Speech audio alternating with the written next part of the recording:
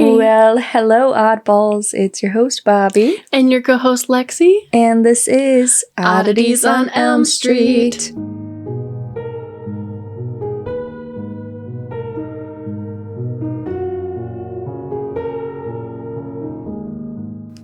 Should we call this episode 46 or just a bonus? 46. Let's right. keep it okay. numbered. All right. So, episode 46. 46. It's been... Wait, so is today the 28th? Mm-hmm. It's been exactly a year. Yes. It's been exactly a year since we recorded our first episode. Yes. Today. Mm-hmm. And then when this episode comes out, it'll be exactly a year since our first episode ever came out. It's a ritual.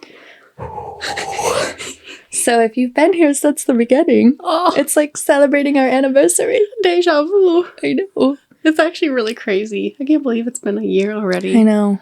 And I love that like the anniversary of our show will always fall on Halloween. It makes us so special. I know, it really does. All right, so... We didn't even plan it, by the way.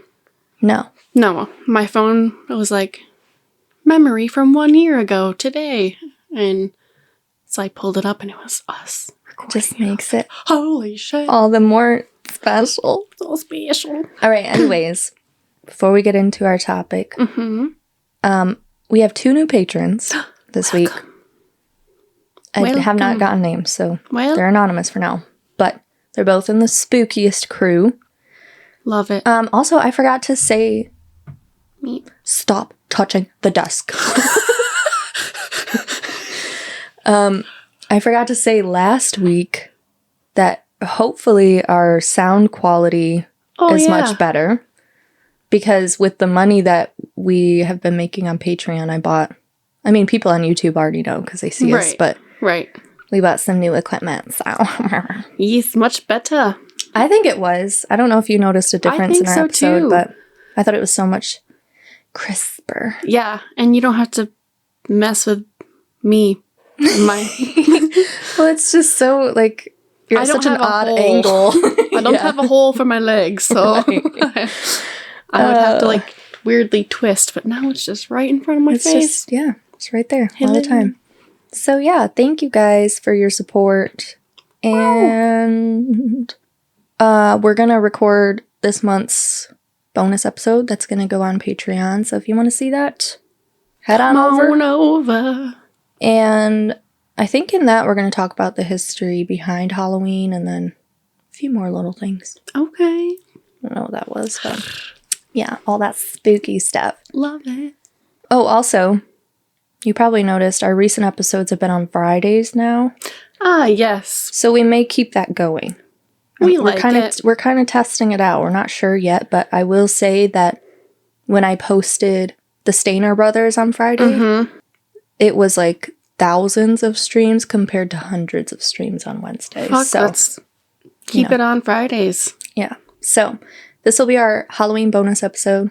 Halloween's on Tuesday. And then Friday, we'll be sharing listener tales. Check for us again on Friday. I'm so excited. We're going to start from where we left off on our last listener tales episode because we have so many more.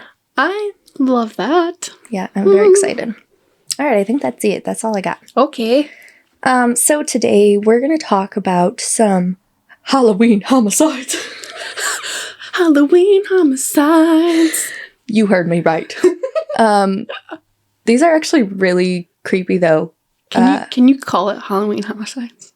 That's going to be the episode name. Love it. It has to be. Excellent. Okay. Yeah.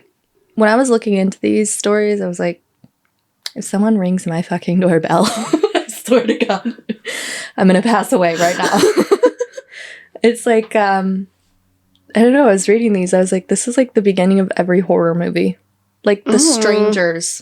That's what it reminded me of. And there's actually a story in here that is very similar. So, golly. If you haven't watched The Strangers, watch it. It is. We got traumatized by that when we were, 15? Something like that, yes. It was the start of our spook love. Yeah. And they're coming out with another one, right? Yes, they are. And it's going to be a remake. So it's not even going to be added on because they have like a Strangers 2, which wasn't as good. But yeah. Have you seen Slasher? It's a show on Netflix. It's really good too. Okay. I only liked the first season, but...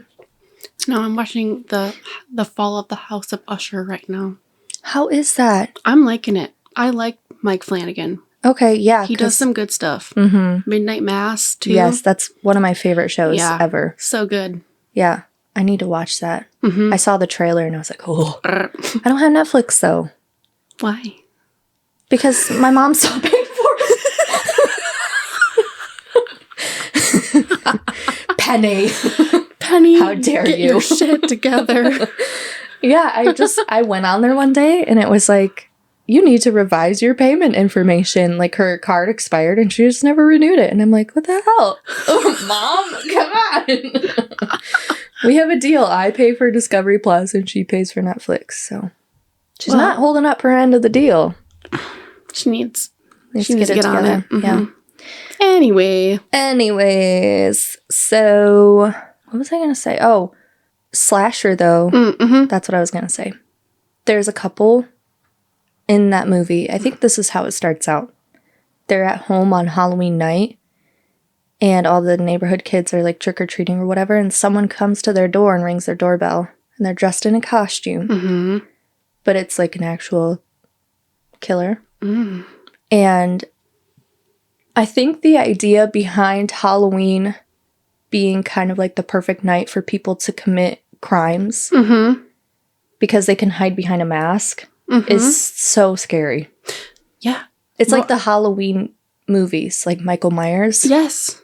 Like, that's why I'm quite afraid to go to haunted houses. Yeah. Because I am not going to be murdered as part of the show. I know, but I've actually looked into that, and I can't find any evidence of that ever happening, which surprises me. I swear I've heard about it. I know, but it makes me wonder, like, it might be like an urban legend or something. I don't know. In that one movie. Which one? You showed it to me, where there's like, they like buy this house and make it a haunted house, and then like it's... Oh, Hell House, LLC. That's a good one too. So yeah, I found some statistics. Violent crimes actually spike 50% on Halloween day. Holy shit. Yeah. Yeah. Like, when that's double the daily average. Like in the US? Yeah. Or like, yeah. Okay. Oh my God. Yeah. So, those are... and specifically violent? Yeah. Yeah. But the most common crime committed on Halloween is actually theft. So. It's very interesting. So yeah, those are the kind of stories we'll be talking about. Awesome. And I hope you enjoy. I'm ready. I'm going to start off with the case of Marvin Brandland. So on Halloween night in 1982, Marvin and his wife Ethel, they were handing out candy in their Fort Dodge, Iowa home. They heard another knock at the door, and this time it's a man in a mask. He's standing there and he says, "Trick or treat, give me your money or I'll shoot." Let me just reiterate how terrifying that would be, because this man was not just wearing a Halloween mask that you would see like as part of someone's costume. He wasn't wearing a ski mask. This dude was wearing a pillowcase with holes cut out for the eyes. Like in The Strangers. Oh my God. Yes. Fuck that. I know. It's like nightmare fuel. So this man shows up with his homemade pillowcase mask on. And at first the couple thinks that it's just a prank. Ethel had even like tried to playfully take the pillowcase off his face. They thought it was just like a relative playing a joke with them. And their granddaughter, her name was Teresa, she had just left the house minutes before that. But this person was not joking around. When Ethel turned around to grab candy for them, because again, she truly thinks this is a joke, the hooded man followed her inside, pulled out a gun, and began demanding the money that they kept in a safe in the basement. Had he been, like, watching them? No. this had to have been someone that knew them.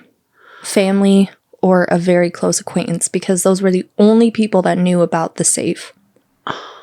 So this man tried to order them down the stairs where they kept the safe, but Marvin refused, and just like Ethel, really thought, I'm not going to play around with this stupid prank.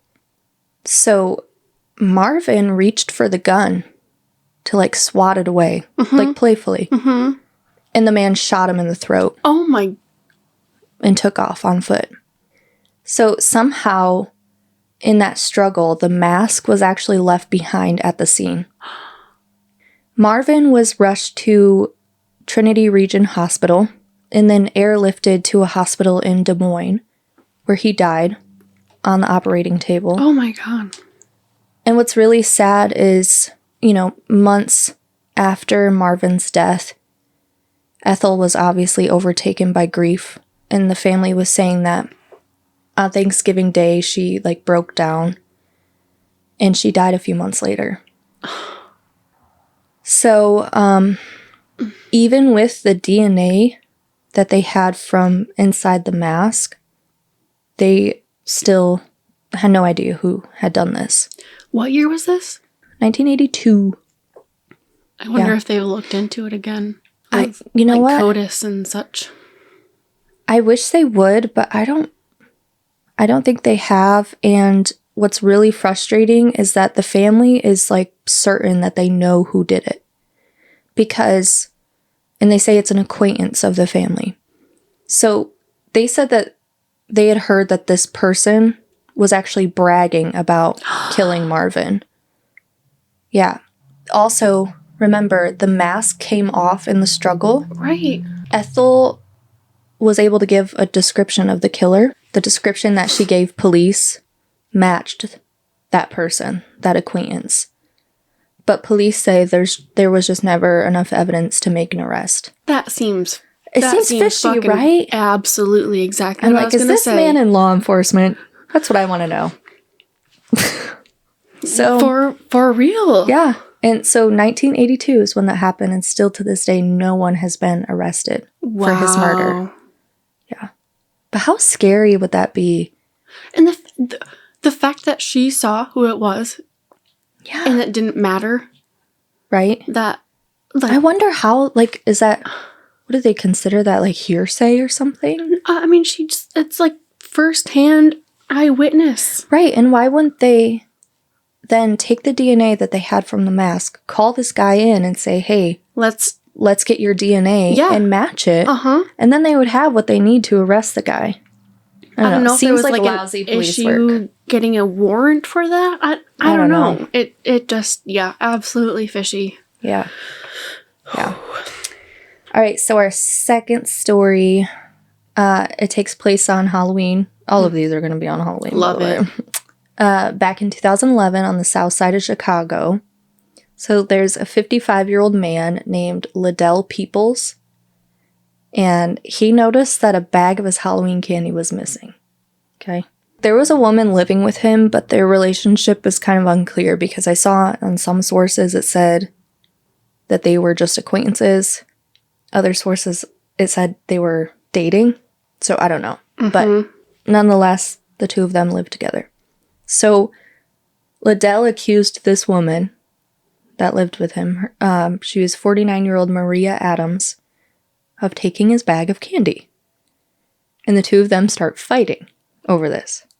And not just like a little argument or a disagreement. Liddell began physically assaulting Maria over this bag of candy. And out of fear for her life, Maria started throwing dishes at him. Oh my God. And at one point, Liddell is hit in the face with a plate, and it gave him a cut over his eye, which you can actually see on his mugshot. Like, it's a pretty good gash. And from there, the fight just continued to escalate until Liddell began grabbing different steak knives and stabbing Maria multiple times. Yeah. I have a feeling this is a little bit deeper than just a bag of Halloween candy. I hope so. Oh my God. But yeah, she was taken to the hospital, and she was in critical condition for nearly a week before she died. Wow. Yeah. So Liddell was charged with murder and aggravated domestic battery for killing Maria Adams. He would deny the charges. He pleaded not guilty and eventually appealed his 30-year sentence. How, like... Like, the definition of that escalated quickly. No fucking shit. Like, are you okay? No. Something's not right here. Mm-mm. How can you be that angry about something so... I just don't get it. Like you said, there's got to be some... It's got to be a deeper issue. Deep shit. I'm hoping that there was a lot of tension beforehand, and... Yeah. Unless he just has, like, serious anger issues. But I feel like I kind of have anger issues, and I've never thought about stabbing anyone with a steak knife. So, who knows, man? That's just... It's cuckoo. Wow. That's what it is. All right. So, I don't know about you, but my parents would always tell me to be careful about my Halloween candy. All right. Mm-hmm. I don't know if your parents ever tried to pull this, but my dad specifically would always say, I need to test out your candy to make sure it's not poisoned. Okay? I can 100% see your father doing Yeah. that. Yeah. But I mean, there were stories of like candy being laced with something. Mm-hmm. Or like I remember hearing about, I don't know if it's true or not, it might be a legend, but... Like razors? Yes! Razor blades. I do remember that. Inside of like candy apples and stuff Mm-hmm. like that. Well, that did not just appear out of nowhere. Pretty much all of that stemmed from this next story. Mm-hmm. So again, Halloween, 1974. There's an 8-year-old boy named Timothy O'Brien, and he had just finished trick-or-treating and started to head home. So he gets home, he's going through his candy, and he begins to eat a pixie stick.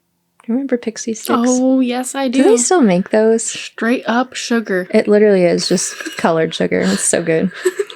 So he's eating this pixie stick, and he died less than an hour later.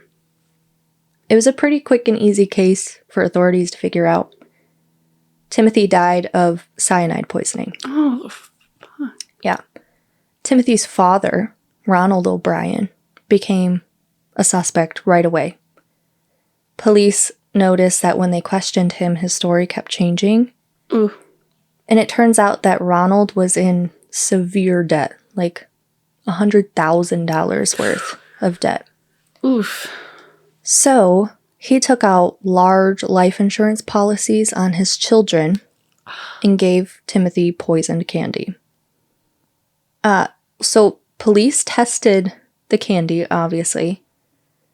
They actually found out that all of his children were given cyanide-laced pixie sticks. What? Yes. So his plan was to kill all of his children. How many were there? I believe there were 3 children. Timothy was just the only one who ate it. Oh my god. Yeah. So Ronald, obviously, he was arrested. He was convicted of capital murder and sentenced to death. And he was executed by lethal injection in March of 1984. What a fucking bum. Hey, kill your kids over a life insurance policy? That's crazy. And the fact that he was okay with all of his children just dying so he could get money, that's bonkers. So crazy. Yeah. I think he actually gave some of those cyanide-laced pixie sticks out to some of the trick-or-treaters, too, in the hopes that It would look like random. it would look... Yes. Yeah, exactly. That was his whole you're so idea. fucking smart. Ugh. Right. So, yeah. This is our last story already. He should have had to die from cyanide poisoning? Mm-hmm. I agree. Yeah. Eye for an eye, motherfucker. That's right. All right, so our last story happened in 2012. Halloween morning. Mm. And it happened in Mount Pleasant, Michigan, Interesting. which is pretty close to us. Mm-hmm. But I've actually never heard of this. So there's a 55-year-old man named John White. John was the pastor of a very small church, like 14 people in the congregation. Okay. And on Halloween day, John decided to break into the trailer of his fiance's daughter a 24-year-old woman named Rebecca Gay. Leading up to this, he had admitted to police later that he was watching pornography depicting necrophilia. His intention was to kill Rebecca and have sex with her dead body. So... And he was a pastor. Yeah, a minister. So he repeatedly beat Rebecca over the head and strangled her with zip ties while her 3-year-old son was in another room. No. Yes. Yes. Then, in some fucked up way, he decided to, quote-unquote, care for her child after killing his mother. Dressed him up in his Halloween costume and dropped him off at his father's house. And then he went and dumped Rebecca's body. So she was reported missing the next morning after not showing up for work. Obviously, John was brought in for questioning. He admitted to the whole thing. Really? But that's not it. It's actually crazy that this man was even allowed back into society to begin with, because he was previously charged with involuntary manslaughter in connection with the disappearance of a 26-year-old Kalamazoo woman in 1994. And at that time, he was married. His wife was pregnant with their 3rd child. So him and this woman that went missing began having an affair. The last time she was seen was on surveillance video, getting into a black pickup truck with a bearded man in a Meijer parking lot at 3 o'clock in the morning. Oh my God. So, police brought him in for questioning. He tried to act like he had no idea what they were talking about until they were like, hey, John, we have security footage. We know it was you. And then he admitted to meeting up with her, but tried to claim he had nothing to do with her death. So, following that interview, John tried to kill himself by taking a bunch of pills with alcohol. It didn't work. The woman's body was found 6 weeks later, only 2 miles from the Meijer parking lot. Oof. Where she was last seen. She was, obviously after that amount of time, she was so badly decomposed that they couldn't determine a cause of death. Wow.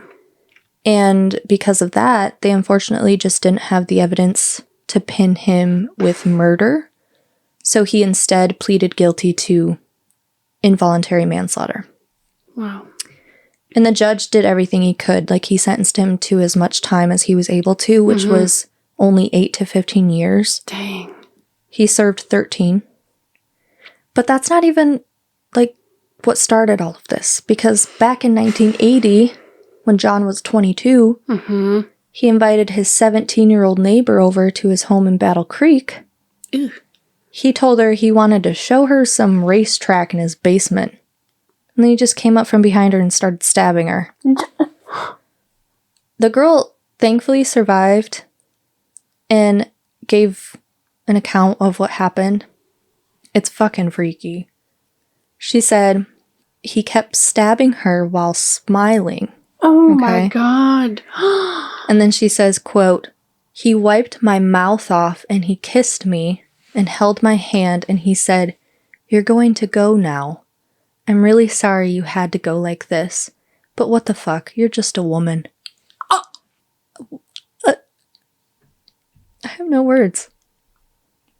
So, yeah. Oh my God. This is too close to home, man. Yeah. And remember, this one is his first, little run-in with the law. So, a jury did convict him of attempted murder. Good. But John apologized. Oh my God. And he asked for help instead of prison time. So the judge sentenced him to 5 to 10 years and recommended that he get mental counseling while in prison. But John was able to appeal his sentence and he won. So he claimed that his attorney had made a mistake during trial by not raising an insanity defense, because he claimed that he suffered from partial amnesia, to where he would just black out and do crazy shit and not remember it. And instead of going through another trial, they gave him a deal. 2 years probation. No. Yeah. So no jail time, as long as he got mental health treatment. And his victim, the 17-year-old, didn't even know that he was out of prison. She had no idea. So this whole time, she's thinking he's behind bars. But no, she went into the Secretary of State office. And this is what she said. She says, quote, "I was standing in line and I heard this voice. And I'd been hearing that voice in my head almost every day. I turned around and he's just smiling." How creepy is that? That is unbelievable. Yes. How is that? What's crazier, though, is the fact that he's then, like, there's obviously some connection he has with this dead woman that, you know, The 26-year-old. years later, yes. Mm-hmm. But he he's tried still, to kill the 17-year-old. yes. And But he's still able to get out and then become a pastor. become a pastor and then kill another woman. Right. Like, so, and what's also weird, though, is that the defense attorney that made that mistake that led to that appeal, pretty recently after that, died. And so did the judge that handled the case. All right. John hung himself in prison after the murder of Rebecca Gay. Good. So, yeah. Unbelievable. Oh my gosh. I feel like they don't, I don't know. I don't want to get all, Tell me what I don't want to get all feminist right now, but I feel like they don't take crimes against women as seriously as they should, because like these types of guys are almost always repeat offenders. Right. And I understand, like, there's laws, there's only so much you can do in certain situations, Right. but you're going to try to kill someone and you get 2 years probation? Like, You get to continue living your life out in the world where this woman lives? and That's did you say that they were insane. neighbors? Yeah. Yeah, they were neighbors. So, And she had no idea. I don't know if he, you know, if he moved back into that house after Right. getting out of prison. I have no idea if they continue to be neighbors after that. But it's so scary to think about. Somebody tried to kill you and then, then they're just like, I'm back. yeah, I've got counseling every Wednesday at 2. obviously it didn't fucking help. Like, what the fuck? Whoa. It's, yeah. And escalation. Necrophilia? Yeah, that's fucked up. That is So, those are the stories I have for you. Halloween homicides. Halloween homicides. Yep. So, let's not kill anyone today. Yeah, let's not do that. And let's be sure to stay safe. Yes. You know, Mm-hmm. it's hard though, because it's like you want to enjoy the holiday. Mm-hmm. Like, I wish trick-or-treaters came here, but then I hear stories like this and I'm like, fuck that, I'm gonna lock the door. It's the purge out there tonight. Right? Oh my god. I have to tell you, What? Friday morning, I got up at like 4. Like yesterday? Yes. Okay. To let the dogs out. Uh-huh. I open the door and I hear just like this casual whistling. What? At 4 o'clock in the morning? Yes, and there are 2 men just like casually strolling down the middle of the street. And I was like, abso-fucking-lutely not. You're like, buddy, come here I right now. No. Oh my god. I know, it freaked me out. No, thank you. Very weird. Like, What are you doing? I don't know. Oh my god. Spooked me. Yeah, Real bad. Yeah. Yeah. I was like, thank God I have these dogs who love me and will rip their face off. Right. Oh my god, that's... Whew. I would have nightmares. I'd be like, they're coming to get me. I know, like going out to my car then, like, Oh no. Like yeah, an because you hour leave later. super early. yeah, like at 5. And Oh so my I was God. like, quick, like, ran to my car, got in, locked it. Sorry. Whew. Oh, God. So, that's close to Halloween. creepy. It's a full moon tonight. I love a full moon. We should do a future episode about, like, the effects the full moon supposedly has on society. Yes. Yeah. Yes. Just, like, crime and, like, you always hear about people who work at the emergency room that say, like, things get fucking crazy when there's a full moon. Mm-hmm. That'd be really We should interesting. definitely do that. We need to find someone. If there's someone that listens to us that works in an emergency room and can testify to that, please reach out to me. Like I want to know. We will interview you. We'll have you on. If you don't want to be on, just write to us. Yeah, that'd be so like, interesting. That shit gets me. Yeah. Ooh. I get chills just thinking about it. All right, well, that's all we have for you on our little Halloween episode today. Happy 1 year to Oddities on Elm Street. Yes. Happy Halloween. Happy Halloween. Enjoy and be safe. Yes, please. And remember to always keep it spooky.